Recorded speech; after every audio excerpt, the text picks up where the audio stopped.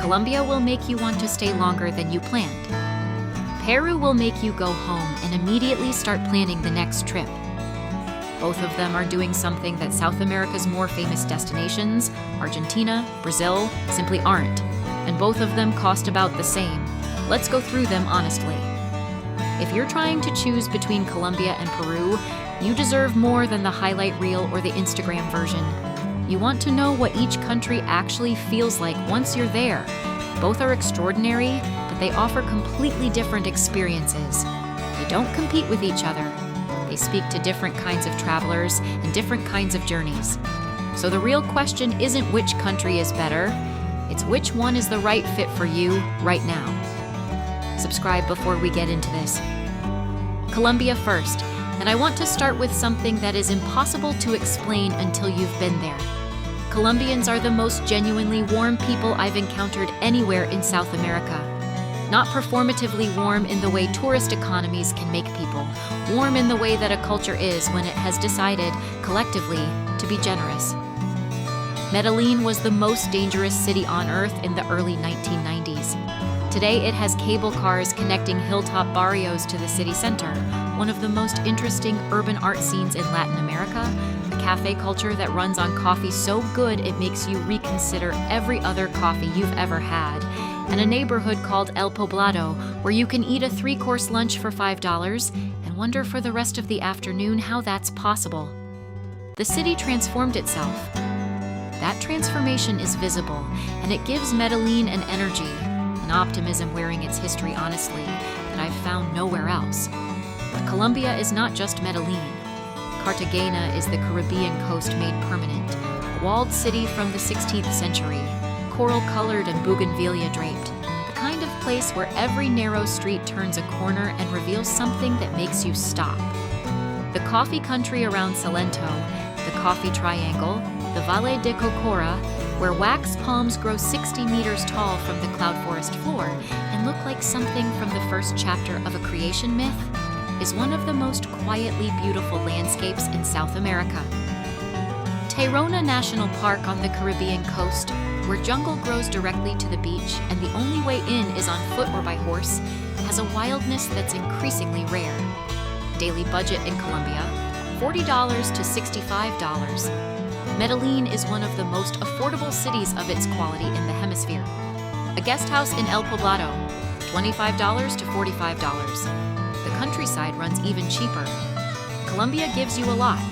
It gives you cities and coasts and mountains and coffee and warmth. And it does all of it at a price that makes the experience feel like the deal of the century. And now Peru. And it requires a different register entirely. Peru is the country where the scale of what came before hits you physically, not emotionally, physically.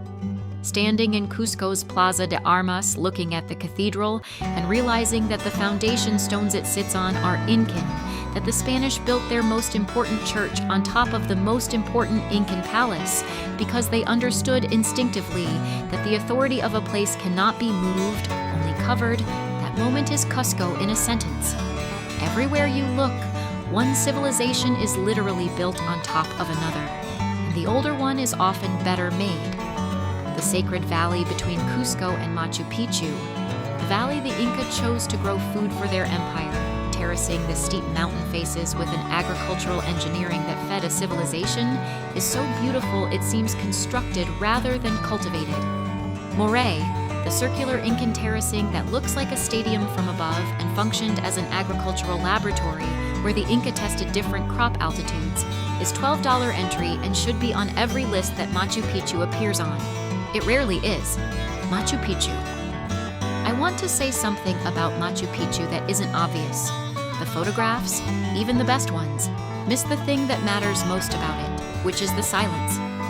The citadel sits on a ridge above the cloud forest at 2,430 meters, and the clouds come and go around it, and the mountains rise behind it, and the whole thing is so impossibly placed that the first thought is architectural.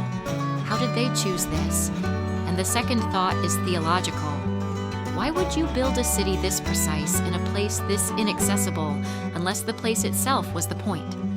Entry is $60 to $80 depending on the circuit. It is one of the most correctly priced entry tickets in the world. Lima's food scene. And I promised not to save food for last on this one, because Lima is genuinely one of the great food cities on earth. Ceviche that the city invented and that the world is still catching up to. Causa, a layered potato dish with seafood and aji amarillo for $4 at a local lunch spot. The Miraflores district sits on a cliff above the Pacific and has restaurants that have been recognized among the world's best. Eating in Lima is the experience of a food culture at the peak of its confidence. Daily budget in Peru, $40 to $60 outside Machu Picchu entry. A guest house in Cusco, $18 to $35. The Machu Picchu ticket is separate. Budget for it as a fixed cost and accept it. Peru has the Amazon, the Sacred Valley, Machu Picchu, Lake Titicaca at 3,800 meters, the Colca Canyon, deeper than the Grand Canyon, and Lima's food scene. It has more world-class singular experiences in one country than almost anywhere else on Earth. So which one gives more?